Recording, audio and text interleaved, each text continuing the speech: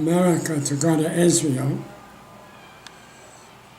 for two reasons that I could remember. One, I got permission to go from I got permission from my parents because they wanted me to bring my sister home. Second, war had broken out in Israel. Israel had declared a state, an independent state. The Arabs invaded, and my parents were very concerned about my sister, who would not come home on her own. In the United States, a group was formed by folks throughout the country. The Hebrew name for the group was Machal, Mem Chet Lamed. In English, it was disguised as Land and Labor for Israel. So the group could tell the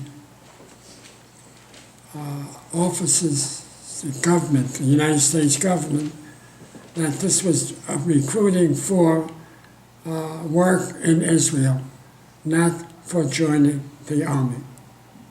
But it was the major and probably the only purpose was to recruit service people. And this was late 1947. Soldiers, American soldiers were coming back from World War II throughout the year. Many soldiers had weapons, and Israel was stockpiling as many weapons as it could and recruiting as fast as it could.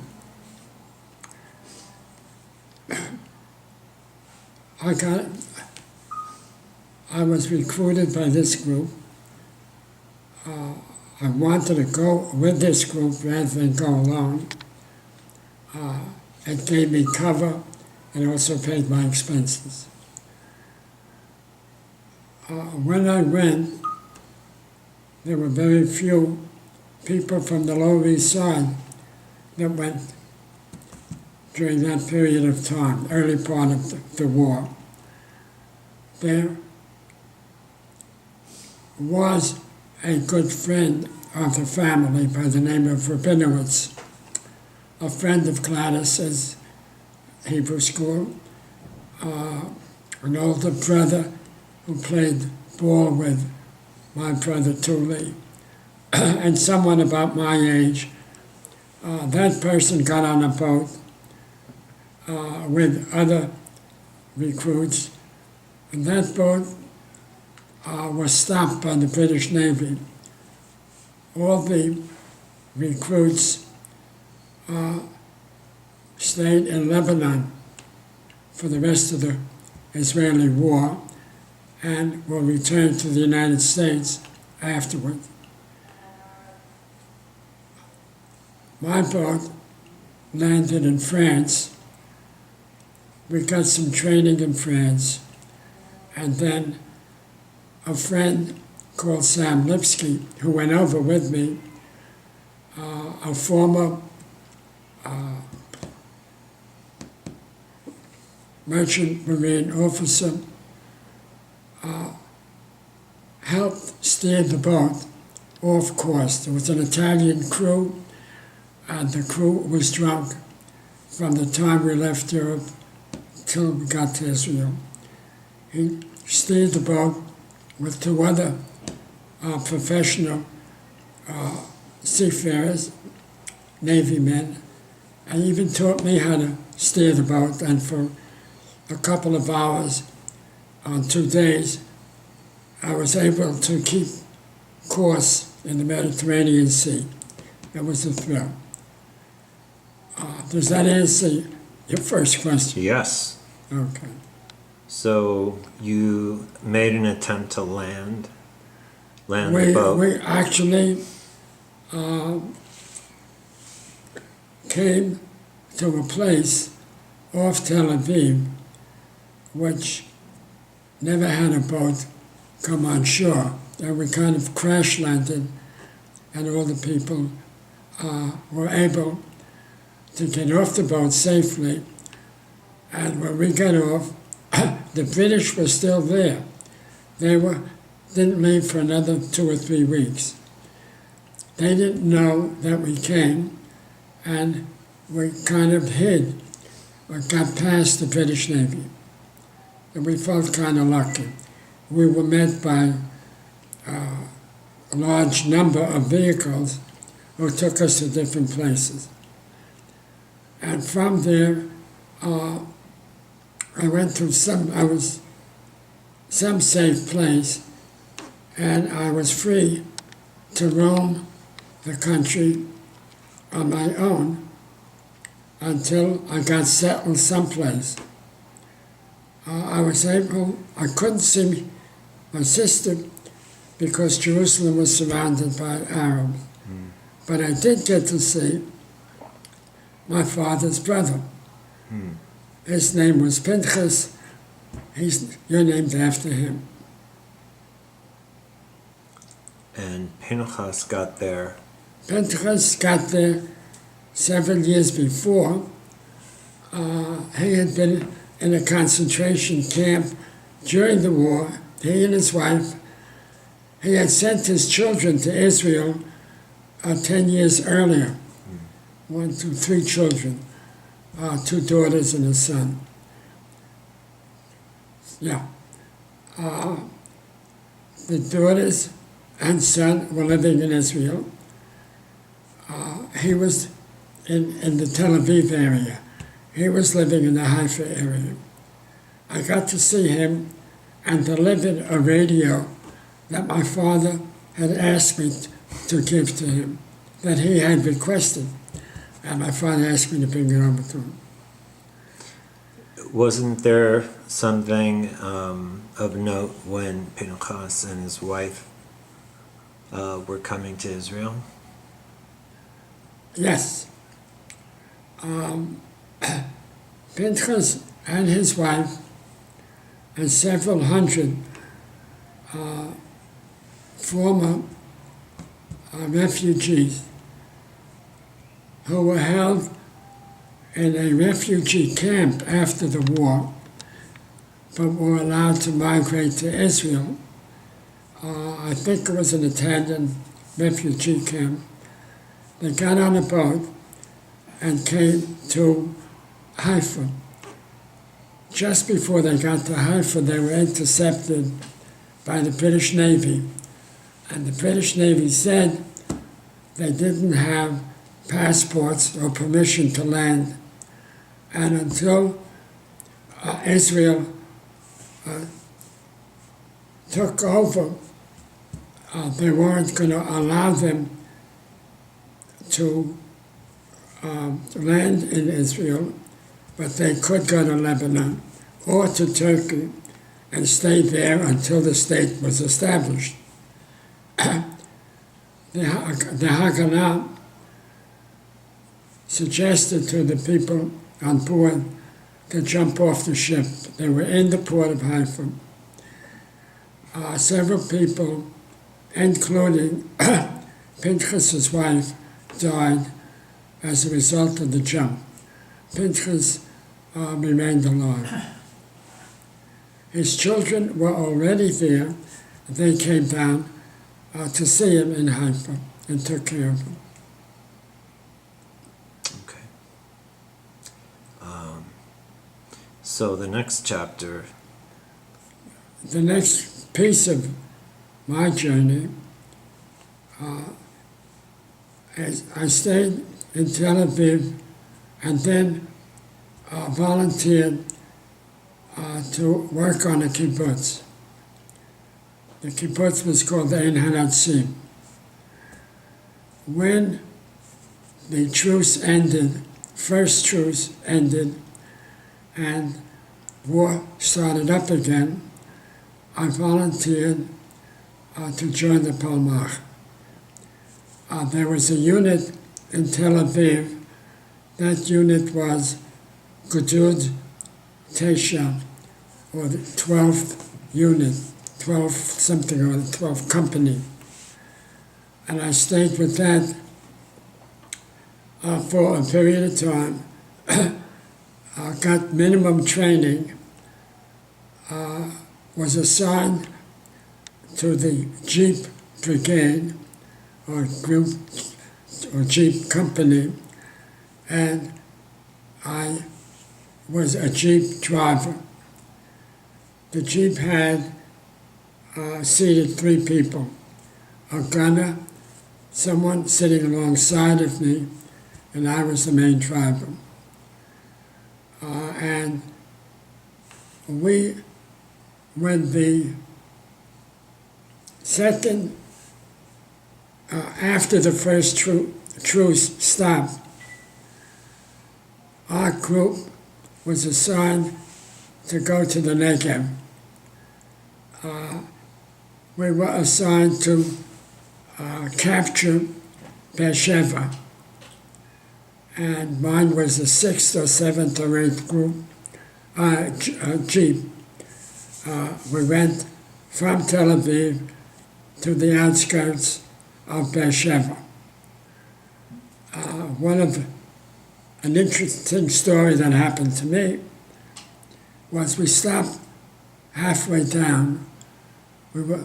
All the Jeeps, there were maybe 20 Jeeps and some other vehicles with soldiers. We were asked to stop and were told in Hebrew, which I did not understand, there are landmines here, and we need people who have had some training to search for the landmines before we go further. Not having any training, it was safer for everybody that I don't go looking for the mines. But, and this is true, as true as can be, I did have 2 boxes of Hershey bars, and I distributed the Hershey bars among the people who were sitting in their Jeeps.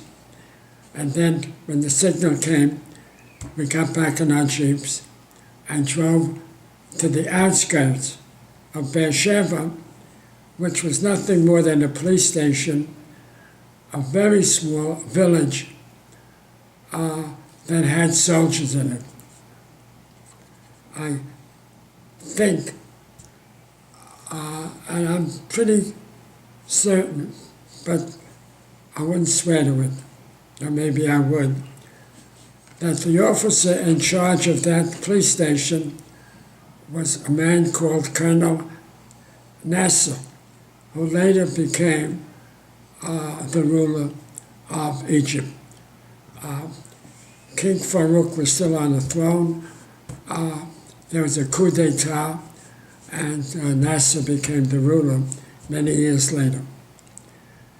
He was in Beersheba, and we parked, meaning all the Jeeps, parked outside late at night, I would say 2 or 3 miles outside. There was firing from the village into our camp, and some firing from our camp into the village. We were asked to dig foxholes. I chose not to dig a foxhole and just climbed under my vehicle with the key to the Jeep, so nobody was going to drive that Jeep or drive over me. The next morning, we were told we were going to raid the town. Everybody in the Jeep, before we got there, before we started, the Egyptians shot towards our vehicles, and one guy caught a bullet in his throat and died on the spot. So I saw somebody who was shot and died, and eventually they buried him in a day or 2 on the outskirts of Beersheba. at daybreak, or at dawn, if I won't say split daybreak, but whenever appropriate time, we got in our vehicles. Oh no, wait, before that, we were asked, word came through to the Jeep drivers, we were going to raid Beersheba and get ready. And I asked, are the orders going to be given in Hebrew or English? They said in Hebrew. I said, I can't go because I'll get everybody killed. And they let me stay behind with my Jeep. There were one or two or three. So I didn't actually make the raid. The first Jeep that made the raid turned around and came back and said all the Egyptians had fled. So there was no fighting, absolutely no fighting for the town of Beersheba. We just came in and everybody took over a house that had a lot of halva in barrels out front, a lot of chickens out front, but houses in which people had fled, and we saw some of the cooking and some of the utensils. That's my first war story. And how long did you remain in the Palmach? About 2 to 3 weeks. The second truce, Hafuga, was declared 2 or 3 weeks later. Before that, I was asked by an officer to drive him to where the front was. And I did. Then he said, now go back to Beersheba. I started out and came to a crossroads, and I didn't know whether to go left or right. So I stayed there and figured if I don't drive and get caught by the Arabs, they'd kill me. But if I stayed, I'd become a prisoner and wouldn't get killed. That was a foolish thought because they killed their prisoners, but that was my thinking. Fortunately, the first Jeep to arrive, or first vehicle, was an Israeli, so I got back to my unit safe and sound. Great. So I never fired a gun, I never threw a rocket, but I was there with Palmach when Israel took its first census.